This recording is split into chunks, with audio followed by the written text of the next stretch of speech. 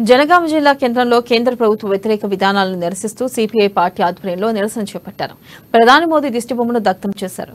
ఢిల్లీ పంజాబ్ సరిహద్దుల్లో పోలీసుల కాల్పుల్లో యువ రైతు సుబ్కరణ్ సింగ్ మరణించడంపై ఆవేదన వ్యక్తం చేశారు. రైతుల పట్ల మోదీ అవలంబిస్తున్న విధానాలకు రైతులు గుణపాఠం చెప్పాలని సిపిఐ మాజీ ఎమ్మెల్యే రాజ్ రెడ్డి పిలుపునిచ్చారు.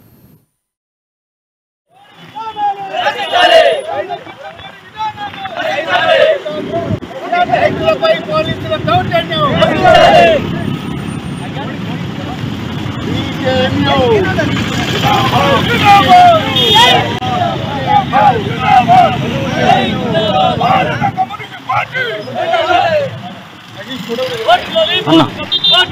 గిట్టుబాటు ధర తప్పనిసరి అందిస్తానని 23 రకాల పంటలకు నేను గిట్టుబాటు ధర కల్పిస్తానని చెప్పేసి మాట చెప్పేసి ఆనాడు ఉద్యమం ఆపించారు. ఆ రోజే 1000 మంది రైతులు ఆత్మహత్య చేసుకున్నటువంటి పరిస్థితిని మోడీ దృష్టిలో పెట్టుకుని 3 చట్టాలను రద్దు చేస్తున్నట్టు ప్రకటించినా ఆ చట్టాలు పూర్తిగా ఇంకా రద్దు కాలేదు.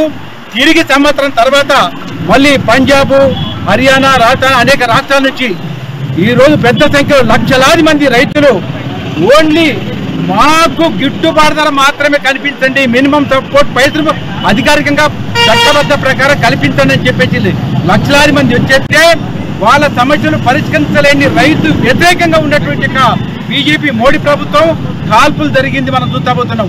కాల్పుల్లో ఇప్పటికే ఒక యువ రైతు చనిపోవడం అనేటువంటి జరిగింది. ఆ ప్రభుత్వానికి కూడా కుటుంబాన్ని మాట్లాడబట్టి కూడా బీజేపీ నాయకులు కానీ మోడీ కానీ మాట్లాడేటువంటి పరిస్థితి లేదు.